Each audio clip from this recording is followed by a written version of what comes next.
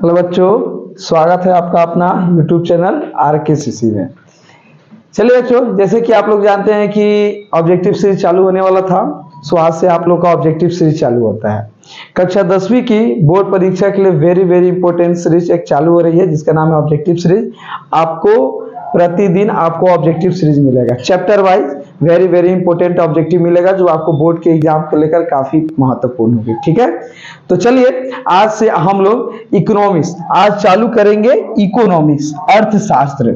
ठीक है, इसमें वेरी ज्यादा नहीं, चैप्टर वाइज कुछ एकदम इंपॉर्टेंट ऑब्जेक्टिव आप लोग को दिया जाएगा। ठीक है, चलिए तो चालू किया जाए। और इस ऑब्जेक्टिव नोट्स का चाहिए तो नीचे दिए गए नंबर पे आप व्हाट्सएप कर सकते हैं, आपको इसका नोट्स मिल जाएगा। ठीक है, चलिए स्टार्ट करते हैं। स्टार्ट करने से पहले एक आप लोग के लिए छोटा सा मोटिवेशनल कि समय और मेहनत का सही इस्तेमाल ही सफलता का सूत्र होता है। ठीक है, यानी समय आप सभी लोग जानते हैं कि समय और उम्र एक बार बीत जाने के बाद दोबारा नहीं मिलता है।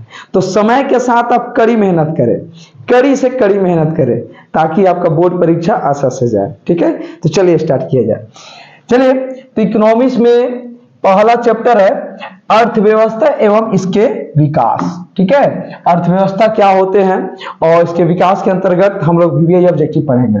चलिए तो स्टार्ट किया जाए। रेडी है ना? चलिए, तो पहला क्वेश्चन है कि योजना आयोग को भंग कर कौन सा आयोग बना। ठीक है, तो योजना आयोग को भंग करके नीति आयोग बनाया गया था। ठीक है, याद रखिएगा।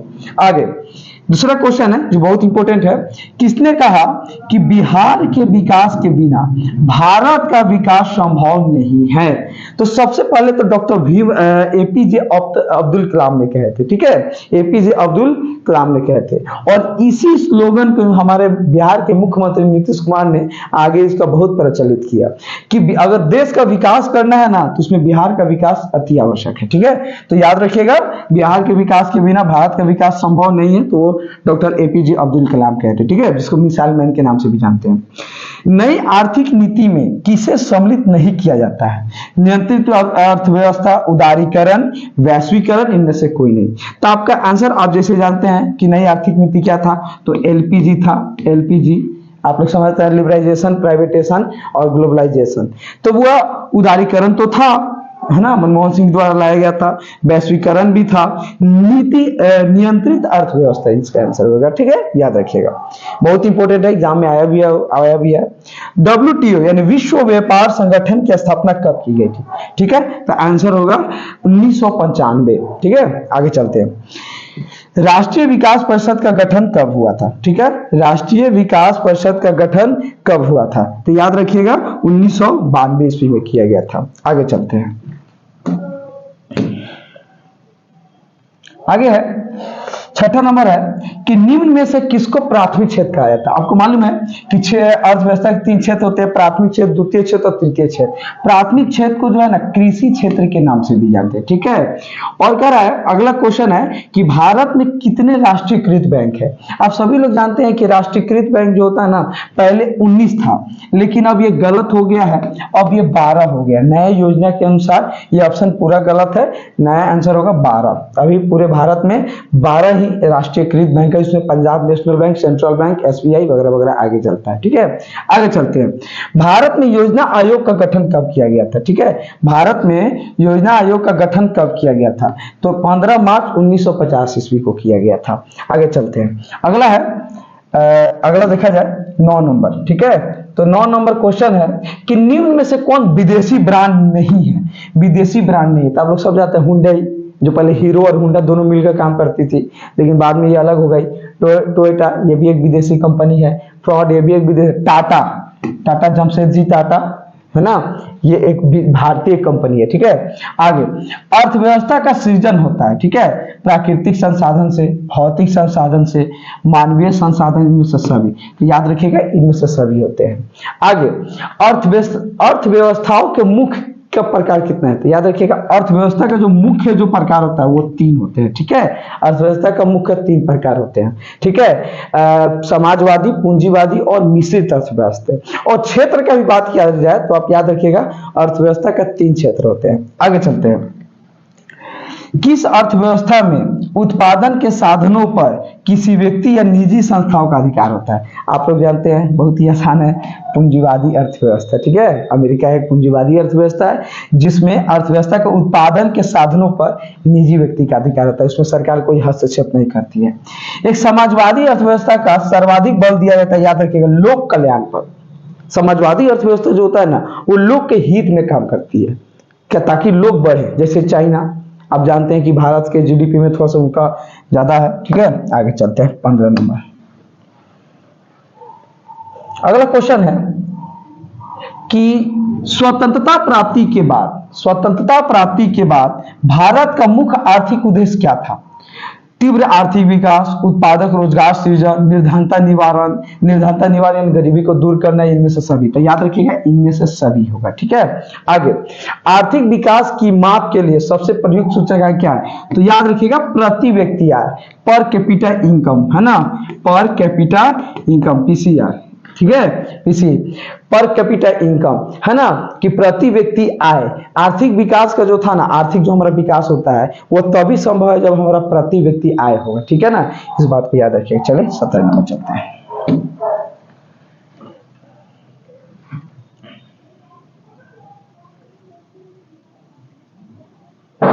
17 नंबर कह रहा है, 17 नंबर याद रखिएगा, 17 नंबर कहा जा रहा है कि निम्नलिखित में किस देश में मिश्रित अर्थव्यवस्था है? तो याद रखिएगा, भारत। ठीक है, क्योंकि चाइना जो है ना, चीन है, एक समाजवादी अर्थव्यवस्था है, अमेरिका जो है एक पूंजीवादी अर्थव्यवस्था है, और भारत जो है ना, समाजवादी और पूंजीवादी दोनों का मिश्रित है। तो आंसर होगा भारत। भारत एक मिश्रित अर्थव्यवस्था है। ठीक है, ये बहुत इंपॉर्टेंट है, एग्जाम में आ चुका है कई बार।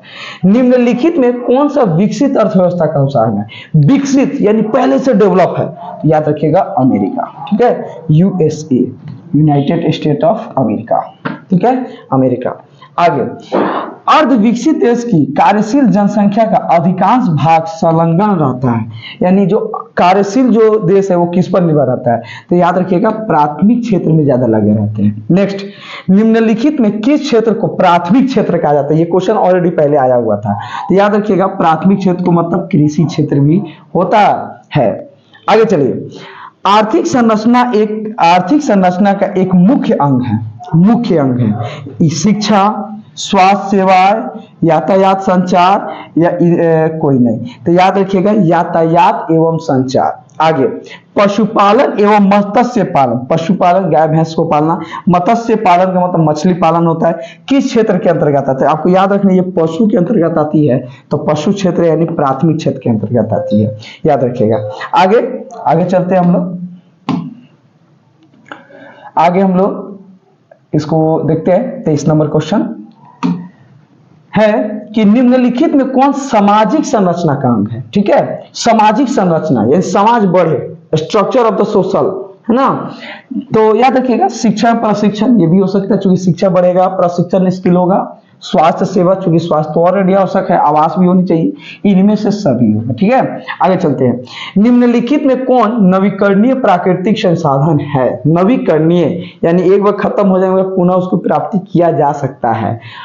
कोयला अनवीकरणीय है, पेट्रोलियम ये भी अनवीकरणीय है, भूमिगत जल ये होगा वो आंसर, याद रखिएगा।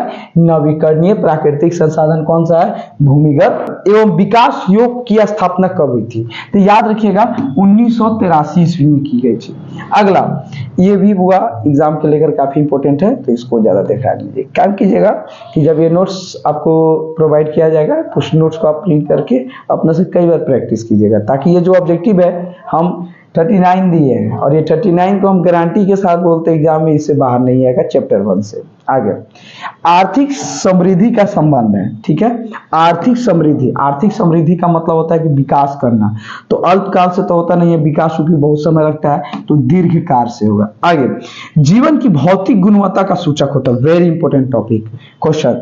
जीवन की भौतिक गुणवत्ता का जो होता है ना बुआ, ये जीवन की प्रत्याशता पर भी होती है, शिशु मृत्यु दर पर भी होती है, मौलिक साक्षरता पर भी होती है, तो याद रखिएगा इनमें से सभी होगा।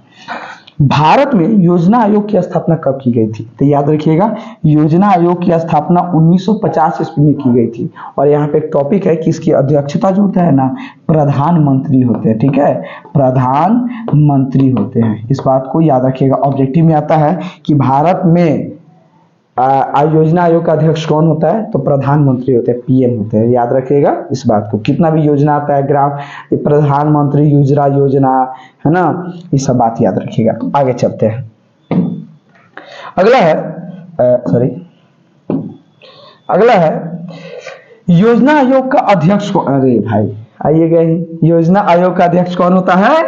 आप लोग बताएं, प्रधानमंत्री। अभी जस्ट बताएं आप लोग को, प्रधानमंत्री होते हैं। ठीक है, प्रधानमंत्री होते हैं। राष्ट्रीय विकास परिषद का गठन कब हुआ था? तो 1952 में। ठीक है, 1952 में हुआ था। भारत की प्रथम पंचवर्षीय योजना का कार्यकाल था, याद रखिएगा, 1991 से लेकर 56 तक। ठीक है, याद रखिएगा इस बार, 1951 से लेकर 56 तक था। आगे, जिस देश की राष्ट्रीय आय अधिक होती है, राष्ट्रीय आय समझ में है ना, एक बात याद रखिएगा कि जिस देश की प्रति व्यक्ति आय जितनी अधिक होती है, उसकी राष्ट्रीय आय भी उतनी अधिक होती है।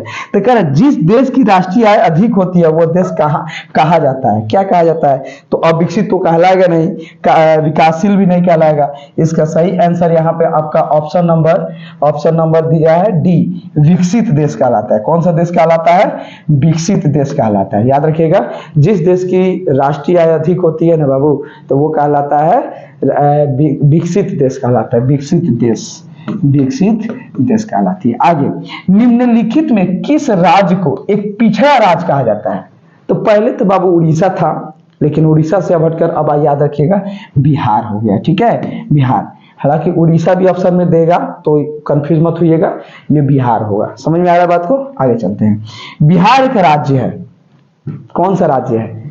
उद्योग प्रधान, उद्योग मतलब फैक्ट्री, पशुपालन प्रधान, खनिज प्रधान या कृषि प्रधान? तो वो फैक्ट्री तो हम लोग सब लोग जानते बिहार में है नहीं, पशुपालन की संख्या कम है, खनिज तो है ही नहीं, जो था वो झारखंड में चला गया। अब है कृषि प्रधान देश, शुरू से ये कृषि प्रधान देश रहा है। नेक्स्ट, देश में सब्जी के उत्पादन में बिहार का कौन सा स्थान है? याद रखिएगा, दूसरा। पूरे भारत में सब्जी का उत्पादकता होता है वो भारत में बिहार का दूसरा स्थान है। ठीक है, चलिए, इसके पीछे रीजन भी है, क्योंकि हम लोग जो है ना, बिहार एक ज्यादातर इलाका मैदानी इलाका है, ताकि सब्जी अच्छा से होता है। बिहार के आर्थिक पिछड़ेपन का प्रमुख कारण, आखिर क्या कारण है कि हम लोग बिहार इतना पीछे है? तो इसका सबसे बड़ा कारण ये ऑप्शन दे रहा है ए में कि जनसंख्या में तीव्र वृद्धि, बात सही है। कृषि पर अत्यधिक जनभार, सही बात है, छोटा जगह हो चुका है, भार बहुत ज्यादा है। बाढ़ एवं सूखा का प्रकोप, बाढ़ सूखा तो बिना बुलाए हर एक साल आता है। इनमें से सभी, तो आंसर होगा हम लोग का डी। चलिए आगे चलते हैं। अगला है कि बिहार में जीवन यापन का मुख्य साधन है कृषि। कौन सा है वह? कृषि। ठीक है, आगे है कि अविभाजित बिहार के, अविभाजित यानी बिहार का जब झारखंड से बंटवारा नहीं हुआ था तब, यानी अविभाजित बिहार के जमशेदपुर, इसका दूसरा का नाम है टाटा नगर, जमशेदपुर में लोहा एवं इस्पात का कारखाने की स्थापना कब हुई थी? याद रखिएगा, 1907 ईस्वी में। और इसके पीछे का कारण भी बताते हैं। बिहार में 1907 ईस्वी में टाटा जमशेदपुर, जो एक जगह झारखंड में है जिसको टाटा नगर से ही बोलते हैं, रेलवे स्टेशन का नाम जमशेदपुर जंक्शन है, तो 1907 में बनाया गया था। ये भारत का पहला ऐसा कारखाना था जो बिना किसी अन्य देश की मदद से, अकेले निजी व्यक्ति जमशेदजी टाटा जी के द्वारा ये बनाया गया था जमशेदपुर। आज भी बहुत ही तेजी से वृद्धि कर रहा है ना। अगला एक और लास्ट और अंतिम क्वेश्चन है कि बिहार में किस प्रकार की फसलें का उत्पादन होता है? वेरी इंपॉर्टेंट है। तो खाद्य फसलें भी होते हैं और व्यवसायिक भी फसलें होते हैं। ऑप्शन मेरा होगा ग। चलिए, तो आई होप आपका ऑब्जेक्टिव सीरीज पसंद आया होगा। अगर पसंद आया गया तो एक लाइक और एक सब्सक्राइब और एक शेयर जरूर कीजिएगा। चलिए मिलते हैं अगला सीरीज में, तब तक के लिए जय हिंद, जय भारत।